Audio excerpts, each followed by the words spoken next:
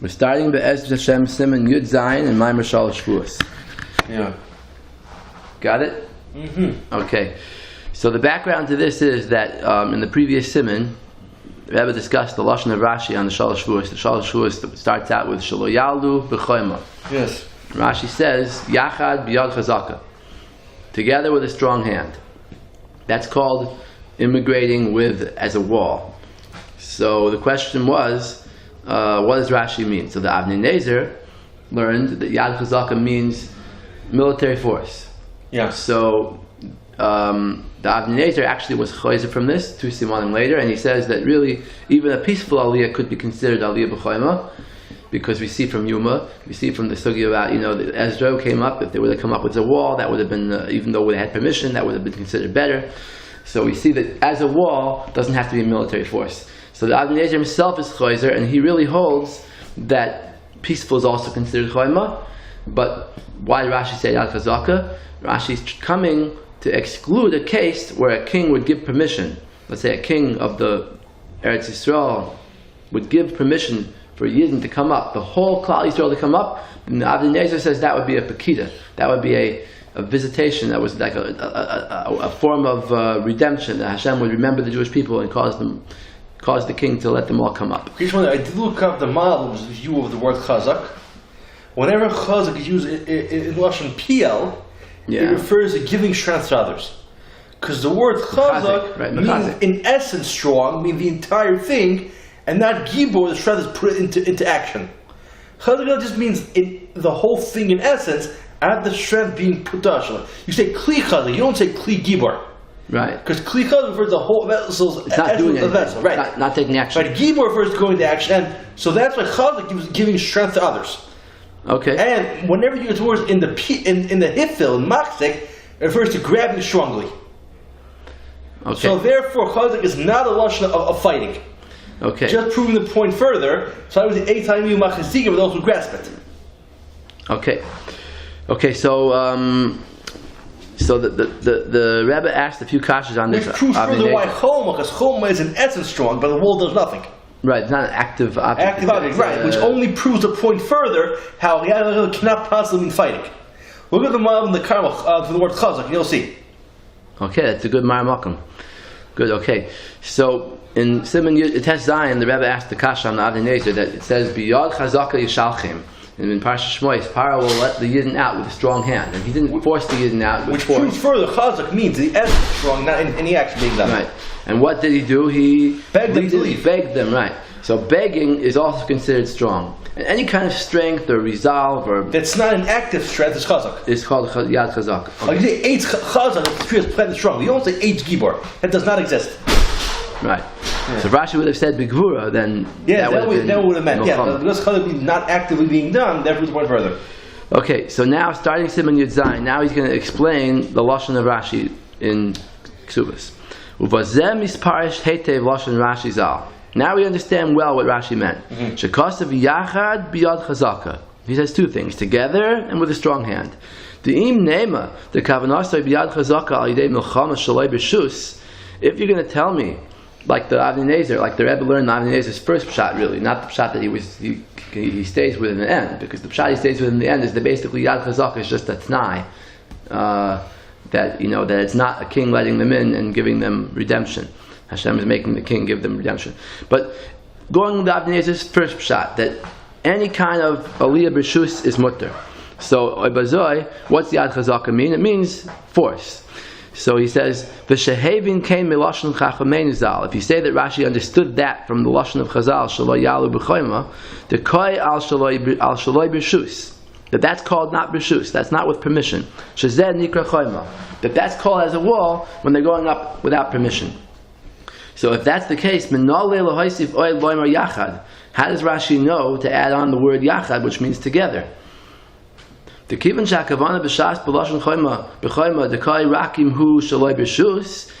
the point of the Gemara in saying the word choima is that it's without permission, that's the reason for the isser. What do you mean the isser? The isser of the Shalosh Shevuos, according to this tzad to say that it's David Nezer. The tzad is that it's only because you're doing it against the will of the government. So then it doesn't make a difference if it is together or not. Together with a large number of Jews or a small number of Jews. Because if you're doing a merida, you're doing a rebellion, who cares if it's 100,000 or a million? And yachad. So bottom line is, who cares if it's the kings or not? So the question is, so basically Rashi is being soiser himself, because if he's saying biyad chazaka is the pshat, then what's yachad mean? Oh, that's what he's asking. Make perfect sense. Elamai, he's going to show from this that Rashi doesn't mean yad chazaka like David Nezer. Look at right. I mean together. The word yachad. I'm using yad chazaka, but yachad means together. Who cares if there's the kings or not? So how does Rashi know to add on this condition that it has to be a large group? According to the pshat that yad chazaka means by force, then there's no makor, there's no source in the Gemara to add on the concept of a large group. Therefore, it seems obvious that kavanas divrei Rashi zal shetafas lashon rishon, that Rashi meant to stress the first thing he says, yachad. That's the main point of choyma. Choyma means large group. Masha Amar Yachad, Shel Isserhu Ba'aliyam Rubu Yachad. The Isser is to go up as a large group together. Masha Amar Achakach B'Yad Chazaka. This that Rashi adds on the words Yad Chazaka afterwards. Hu Lefarish HaMaimer. He's just coming to explain the Lashon of Gemara. The Lama Nikra Aliyam Rubu Yachad B'Lashon B'Chayma. That why does the Gemara call going up with a large group a wall? So on that Rashi answers B'Shvil D'Chsha Aliyah Hi B'Yachad, when you do an aliyah together, a large immigration together, yesh lahem shama yad chazaka. They automatically have a strong hand. Right. Not put into practice, like you said, but just an innate strong hand. But even if they go with weapons, they still are strong in the land, but without anything active. Because living there, that was a strength without activity. Kloimer, he's chazkas yiseira. It's a very large amount of strength and resolve. Kanal. That's why it is called a wall. V'chein hu b'yafei kol she'atakti la'el l'shoinai. That the yafei kol, the Reb Shmuel ben Yitzchak Yafi from Constantinople, the Pirish yafei kol and Medrash that the Rebbe brought in Siman, I think it was Yud Aleph.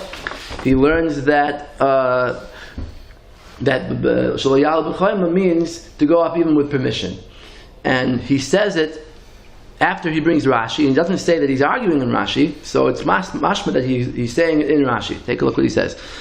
First he brings down Rashi, Yachad B'Yad Chazaka, V'shuv Pirish Achakach, and then he explains in the second shot the Mayer B'Shus that is talking with permission. U'maisi Raya Mi'Gemara Yuma, he brings the Raya from the Gemara Yuma Daf Test. V'loy Mistaber She'Yachlok B'Ferish Al Rashi Zal. It doesn't make sense that he would just disagree with Rashi like that. The Yafei Kol. The Yafei Kol, who says this pshat, holds that even Rashi could mean that pshat. The Mayer B'Shus, that even with permission it's awesome. Gam Mefarish Achakach B'Yafei Kol. Now he's going to bring another raya from the continuation of the Medrash, that the Yafei Kol says, Masha Amar b'Medrash Rabbah, Achar shehevi Shvuah, Shelo Yalu Chayim Min HaGoyla. Right after the Medrash Rabbah brings down that Shvuah, Im Kein Lama Melech HaMashiach Ba, V'Kabetz Gal Yisein Shel Yisrael. If so, why should the Melech HaMashiach have to come to gather in the exiles of the Jews? So in other words, Upirish Bazem, the Yafei Kol explains, Im Yalu Chayim Min HaGoyla. If the Yidden are going to come back as a wall before the time, then Lama Yitztart Melech HaMashiach Labai. Why will Mashiach have to come Mekabetz Nidchei Yisrael to gather in the Nidchei Yisrael? They're already gathered in before he comes. Yes, but the purpose of Mashiach. When we give him the Kaimel on the Melech HaMashiach Yikabetz Nidchei and we come acroy, since we know from many psukim that Mashiach is going to be the one to gather in the exiles, Im Kein Ein B'Yadeinu Lis Kabetz Me'atzmeinu Yachad. The Yafei Kol says this? We can't. Yeah, the Yafei Kol is talking here. He says we can't gather ourselves in together. Ad Kan Lashanya. That's the end quote of the Yafei Kol. Right, that's the same word the Rabbi wrote. The Yafei Kol is what it's called? Yeah. What was the name of the Rabbi? Shmuel ben Yitzchak Yafi. Where did he live? He lives in Constantinople. It's Turkey, right? Turkey. How long ago? About 500 years ago. So early Achron. Early Achron, yes. And Umavur Midvar Vaktoishim, we see from his holy words, Shakibutz Yachad La'alois Hu Neged Kamakroi. Gathering ourselves together, even with permission, is against many psukim shehamelech HaMashiach yikabetz des Yisrael, that Mashiach is going to be the one to gather the Yidden. And the Rambam even says that whoever doesn't believe Mashiach or wait is coming, he's not only kofer Nevi'im, but even the Torah Moshe is kofer. Only shocking is Rambam didn't take Ksum as well, because in the Ksum he talks about Mashiach. Yeah. Okay. It's true. Shiur Malach we said before benching, and Daniel there's a whole talks about Mashiach, and Daniel's last Nevuos. Right. And there's even a mention of even Mashiach, Shir Hashim, which is an allegory, the Yisrael goes of Mashiach coming. Good. So somebody, but even though the Rambam even clearly points out, it's clear not to believe in Mashiach, or not the way it's coming. Right. Even if somebody says he believes in Mashiach, but if he says that they'll gather gold without Mashiach, it's not like awaiting his coming. So this is what I was going to get to. A lot of people ask, where is the Shalosh Shevuos mentioned in the Rambam? And this is going to be a big subject later on in Vayoel Moshe. I did ask you that. I actually found where it's in Vayoel Moshe, how the Shar brings the answer, how the Rabbi asked at Kasha, and he said that the Rambam wrote Klom, not Pratim. The Rabbi asked why the Rambam leaves out the Shalosh Shevuos? I do believe so, but the Rambam wrote Klom, not Pratim. Okay, listen, we'll get to it when we get. It's going to take the Rebbe a long time to explain that question. Maybe because I was looking here for an answer, and I think I actually found it. Okay. Because he said that the Ram wrote Klal, not Pratim, and he wrote just like the Rosh wrote Klalim as halachas, and the Pratim and Shevuos so the Rambam. Okay. And we find in Geras Teman he brings down Hilchos Mashiach to prove his point in the Geras Teman. Okay, well. Let's wait till we learn it inside. But I want to just say one thing here about this, because we mentioned it. I always tell people, one of the truths I tell people is that the Rambam in Hilchos Melachim says there the things that Mashiach is going to do. Yes. He lists off the things. He says he's going to teach the Torah to the Yidden and force everybody to follow it. And then he's going to gather in the Yidden from the Golus, and he's going to build the base of Mikdash. Maybe he says first. The Golus last part. Right. But in any case, he says three things that Mashiach has to do. He says, Loichem Melchemes Hashem, Mekabetz Nidchei Yisrael, and Boina Beis HaMikdash Al Koimai. So, I tell people like this, the Rambam is telling us here the three things that Mashiach has to do. Yes. Those three things are the same three things that we're also to do before Mashiach comes. We're not allowed to do Aliyah B'Choyma, that's considered gathering in the Yidden before the time. We're not allowed to be Doichik Sekates and build the Beis HaMikdash. And we're not allowed to fight wars and be Moed B'Umos. So those things that Mashiach is going to do, we're not allowed to do. So the Rambam is telling us, when he says Mashiach is going to do these things, he's telling us that we're not going to do these things. The two sides of one coin. Let's see. Alright. And by the way, I want to say one more thing on this. This raya here, that he brings from the Medrash, is a raya against the maskana of the Avnei Nezer too. I was saying before... the Avnei is wrong, that means? This is a kasha on him. I'm not saying he's wrong, I'm just saying this is a kasha on him. Maybe he'll have a different way to learn the Medrash. Because I believe the Avnei was recognized as a very great posek of his time. Yeah, well, for sure. But I'm just saying this kasha is a kasha on him. I see. Even Lefi the Maskana. Why? Because here he's saying that we can't gather ourselves in before Mashiach. Even if it's a Pekida, even if the king gives the right for the whole Jewish people to come up. So that would be a kasha even on the Maskana. Now the Avnei Nezer could dray out of it because he could say like this. He could say this line of the Medrash is to be read differently. The line of the Medrash says, Im kein lama melech HaMashiach ba, lekabetz nidchei Yisrael. He'll put a question mark in the middle. Why does Melech HaMashiach have to come? Yeah, Nidchei Yisrael. To be mekabetz nidchei Yisrael. In other words, once let's say we learn about the Shalosh Shevuos, and according to the Avnei Nezer, everybody could basically come up before, but maybe not everybody will come. Maybe Melech HaMashiach will do the rest. I don't know, there's different ways to learn this Medrash. I'm just trying to say, but this is the kasha that he's asking is going to be a kasha even Lefi the Maskana. Okay. Uva Orachaim HaKadosh Parshas B'chukoisai Al Kasu V'eschem El Zora Bagoim. Now, the Orachaim on Parshas B'chukoisai brings down the Shalosh Shevuos there, and he fits it in with the Psukim. The Psukim say like this. It says V'hashimoi si ani es ha'aretz, I'll make the land desolate. V'shamu aleha oivechem hayoshvim ba. And the enemies of the Jews who live there will find it desolate. And ve'eschem, and you, the Jewish people, I will scatter among the nations. V'hari koisi acharechem charav, and I'll send the sword after you. So the Orachaim HaKadosh learns that the first pasuk says, "I'll scatter you." That's a kiyum of the first shvuah. Shelo yalu b'choyma. In other words, the first shvuah is designed to hold that punishment in place of eschem ezar bagoyim. And then the second pasuk, I'll send the sword after you. That's chas v'shalom. That's the punishment for the Shevuos. That there'll be the Gemara says if they don't keep the Shevuah, then the Yidden will be like the gazelles and the deer. So then the pasuk says that there'll be the land will be a shamem, the land will be desolate. That's a reason for the scattering. That's why the Yidden had to be scattered, why they couldn't get their oynish in Eretz Yisrael, because the land has to be desolate to be mechaper for the aveira of Shemitah. Okay, so let's see it inside. Kosev Ezel Hashem or Chaim HaKadosh says, Sheishbia Hashem es Yisrael v'chulu shelo yalu b'chayma. He's mashbia the Yidden, he makes them swear not to go up as a wall, Pirish biyad chazaka. And he quotes Rashi, biyad chazaka. Yes. V'hu maimer ve'eschem ezar lagoyim. That's the meaning of the pasuk, I will scatter you among the nations. The oimroi, and the next pasuk, or the next half of the pasuk, v'harikoisi acharechem charev, I'll send the sword after you. Yisbar al derech sha'amru she'imein mekayim mashvua ani matiris besarchem. That means what the Gemara ends off, that the punishment for the Shalosh Shevuos is that Hashem will be matir the baster of Yidden. I'll send the sword after you. What? There'll be a sword hanging in front of you. If you don't fulfill the decree of being scattered among the nations. Well, seemingly in Israel right now, there's constant wars, and they keep, whenever they win the Arabs, they keep coming back at them. Right, it's an endless situation of war. It just doesn't stop, and the excuse is that they consider holy, or committing they consider a holy thing to do to fight. Just like they're killing us for it. Okay, then the next pasuk says, "V'haisa artzachem shmama." Right, your land will be desolate. Charva and arechem yu charva. The cities will be destroyed. Hu nesinas ta'am aladavar. That's the reason for these Shalosh Shevuos. Why does Hashem want us to be scattered? So the land should be desolate, and the cities should be destroyed.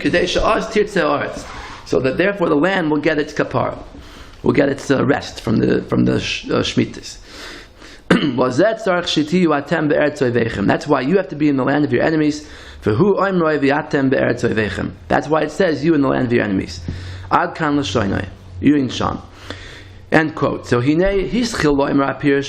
Rebbe wants to bring out from here basically is that the Chaim HaKadosh says the words Yad Chazaka, and still he learns the Shevuah in such a way that it can't be a type of rebellion against the nations that's being forbidden here, because even with their permission, if you go back before the time, the land won't get its rest.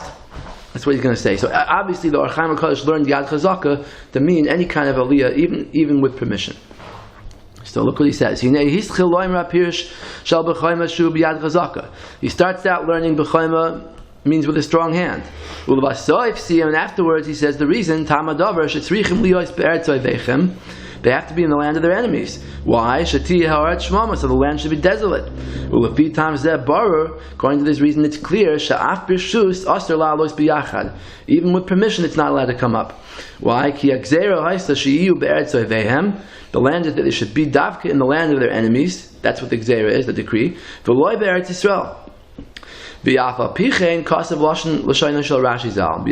Even so, he still uses Rashi's language. You see that the Chaim HaKadosh held there's no way to learn up these words Yad Chazaka, that the Mayri Davka Shaloi B'Shus, that it's talking about Davka against the will of the nations. Okay? Yes. Now, one point I want to make about this pasuk in B'chukoisai, while we're on it, is take a look at the Maamar sheet in page 1. There's a famous Ramban, and this is the basis for it.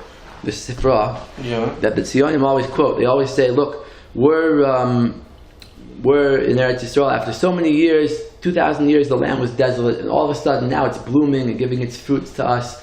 And the Ramban says that Eretz Yisrael will never give its fruits to anybody else. And you see, it's true that the Yidden were the first ones who were able to make Eretz Yisrael bloom. All right. So let's see it inside. It goes on this pasuk in B'chukoisai. I will make desolate the land. Zu mida toiva.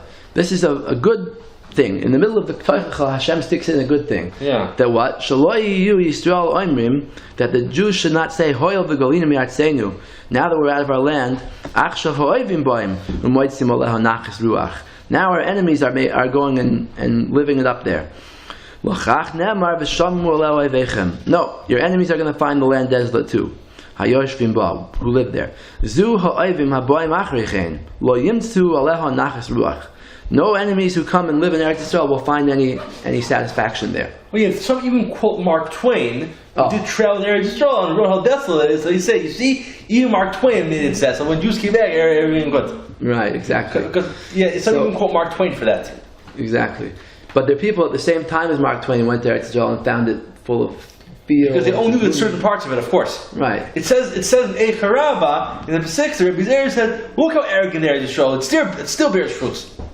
Right, exactly. You cannot look at just one part of the land and assume the whole land is desolate. Right. Eretz Yisrael, in fact, what is halachically Eretz Yisrael is actually bigger than Zionists actually have. Because they're part of Jordan, Al-Pi Halach Eretz Yisrael, and parts of present-day Lebanon and Syria are halachically Eretz Yisrael.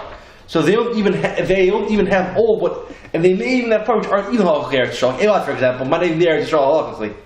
That's true. All right, so now take a look at the Ramban. What's shver about this Sifra is it sounds a little bit like a midas stoim. You know what midas stoim is, right? When you're selfish and you want to have something for yourself. If you can't have it for yourself, at least don't let him have it. That's midas stoim. That's how the people from Stoim acted. Oh, really? So, this sounds like that, right? Yeah, now that we're in Galus, but at least they shouldn't get it. Yeah. Right? So take a look at the Ramban. The Ramban learns it a little different. Highlighted, page 2. B'chein ma she'amar b'kan v'shamu alei oivechem hi b'sura toiva. This is a good tiding for the Jews. Mevaseres b'chol ha'golius she'ein artzeinu mekabeles es oivenu. Our land won't accept our enemies. V'gamzu raya gedoyla v'avtacha lanu ki lo timtza b'chol ha'yishuv eretz asher hi toiva rechava. He's saying this is a raya. It's not that we're selfish and we don't want them to enjoy it. It's that we want this. This is like a proof to the Jewish religion, a proof to the truth of the Torah that we see there's a beautiful land there and nobody could settle it. That's what he says. You won't find any place in the whole world Eretz Asher Hi Toiva Rechava, nice and bountiful land like Eretz Yisrael, Asher Haisen Shevuos Me'olam that used to be settled, and V'hi Chareva, now it's destroyed. Kamoya. Why? Since we left it, like Kibla Uma V'Lashem, it never accepted any other people. V'Kulam Mishtavlim Lo Yeshiva, they're all trying to settle it. V'Ein Le'el Yadam, they don't have a success.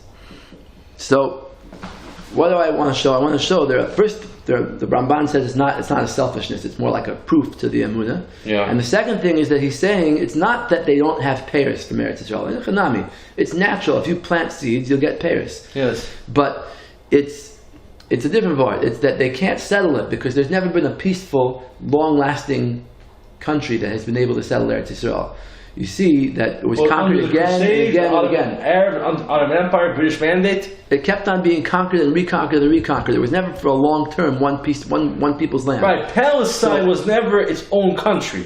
That's also true, right? Palestine was always ruled by Arab countries, settled by the Crusades, settled by the Turks, or at different times.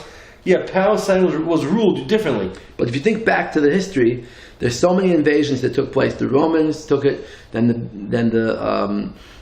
the Byzantines had it, then the Persians took it, then the Muslims took it, then the Crusaders took it, and then that was later. But even before that, then there was the Mamluks and the Tartars and the Mongols. There were so many invasions. Too many groups.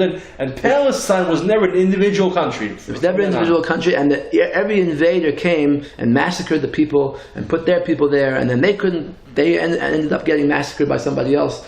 It was like nobody could live in it. So if you go on that note, could you live there? Either it's still being bombed up Tuesday by the Arabs. Oh, you mean today? Right. So it's kind of like in Japan. They have signs where to run, what to do in the case of an earthquake. They also have signs in Israel what to do in case of a missile or bomb. There's the bomb shelter. And signs what to do in case of bomb missile, like they have in Japan. Signs for earthquakes, because it's just like Japan's earthquake zone. You'll fool yourself if you think otherwise. Guy would be for missile bomb in Israel too. Yeah. So the point is that there are pairs during Galus. Of course, it's not a part of pairs. It's a part of of stability and peace. And the Zionists, in their 67 years of history, have not enjoyed any stability and peace. They've had war after war. I'll even just say more that, so just because Mark Twain was one part, then he was in the whole land. Yeah. And then one more point, look at this Kesef Mishnah on page 3 of the Maamar Koimus. Yeah. He talks about the Rambam Shita that Paris, that fruit that grew in a guy's land in Eretz Yisrael, is potter from Meiser. And then where the Bach brings the raya from the grain also, then Chadash, right? That Al Karchecha, there's no way it's even possible that applies to God. What? A guy is mechuyev in the mitzvah of Omer? Well, okay, that Bach is very controversial. Let's not get into that now. Right, but I'm only saying about Eretz Yisrael. For those who agree with the Bach on that, they use the Bach for that. For those who agree. Okay. But in Eretz Yisrael, if a guy owns land, does the guy have a koyach to be mafkia? They take off the chi of Trumas and Meister should not. The Rambam paskins that he does. The Rambam? Yeah, this Rambam here, Halach Yud Aleph says, Peretz ha'akron. How should the Rambam have held this way? It's far-fetched. A guy doesn't have a set mitzvah. That's far-fetched. What do you mean he doesn't have a mitzvah? A guy has set mitzvahs. So for Keret, that's what he's saying. The guy owns the land. There's no Trumas and Meister. Oh no! All right. Okay. All right. Okay. So then the Kesef Mishnah brings here that there was a minig in Eretz Yisrael to follow this Rambam. He says, "A minig apashit b'chol Eretz Yisrael kedivei Rabbeinu." We followed the Rambam all the years. The Kesef Mishnah lived in Eretz Yisrael, Yeah. So even Tzvas, and they didn't take off meiser from goyish fruits. Yes. U'miyamenu lo shamanu poitze pelach legozel. We never heard anybody disagreeing. V'yata kam chacham echad. There was one chacham that got up now all of a sudden, and he wanted to change the minig. And the Brisker Rav said this was the mabit. Also an early achar in the time of the Kesef Mishnah, and he says, "V'nir lo shehu mischasid." This chacham holds that he's more from than everybody else. He wants to go against the minig. He takes meiser. The Mabit wanted this from the fruit. The Mabit. How could the Mabit have lisas so far-fetched? Why? It's a machlekes in the Gemara. Really? It's not such a far-fetched thing.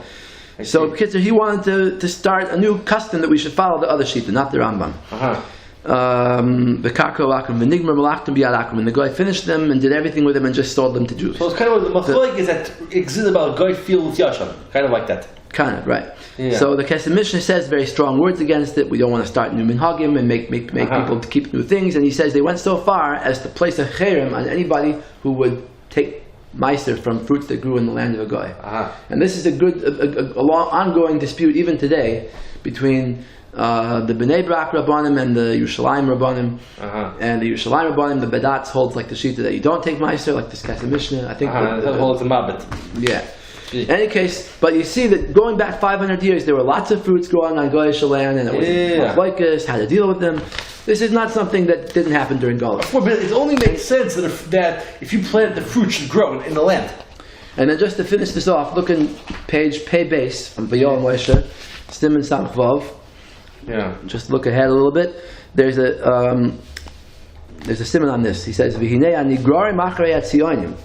Those who are schlepped after the Tzionim, means the religious Zionists. Yeah. Oimrim oid shama shema sheboim harbe anashim l'Eretz Yisrael v'oiskim minatiyah u'misrabim aperes. He says people come to Eretz Yisrael and they plant and fruits grow. Oh yeah, they say. Amru b'Gemara. They say this Gemara. Just let me finish. Sanhedrin daf tzaddik ches ein lecha kates megula mizeh. Shenemar ve'atem harei Yisrael an peichem titnu prichem tisu. It's a pasuk that the Gemara says that this is a sign of the end, a sign of Mashiach, that the mountains of Eretz Yisrael are giving their fruits. Okay? Yes. V'zeh shtus v'hevel gomer. Rabbi says this is ridiculous. The loy mibayel apir shasheni. The Marsha learns in the second shot.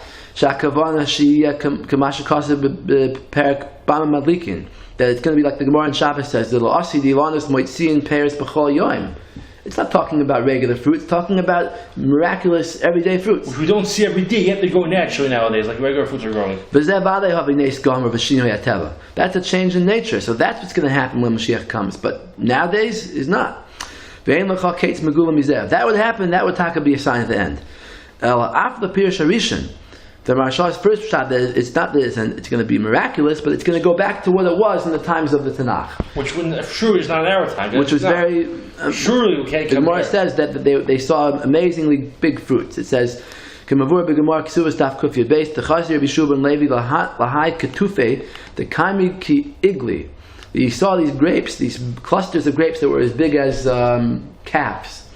Wow. And he said, he said, oh, it's caps there between the vineyards. Okay, I'm not going to read the whole thing, but B'kitzur, he says that this is not what the Gemara means. Yeah, the Maharal even learns out that it's part of Chevli Mashiach of fruits not growing even well. The Maharal explained that the four things said are all part of Chevli Mashiach, which is the sign of fruits not growing well. Totally opposite of what Tzornim believe in. This,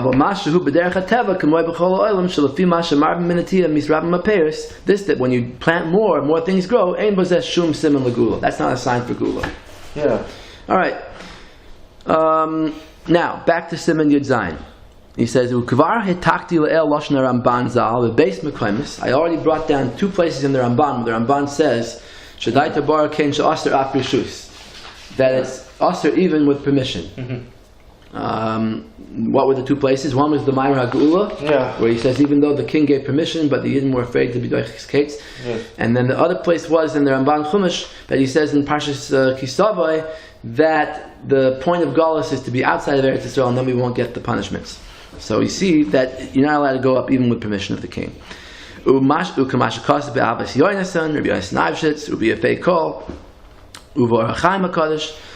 all these Achronim hold like this shita. So these are the names that the Rebbe is listing to oppose the Avnei Nezer, and really I said the Avnei Nezer is also chayzer from what he said.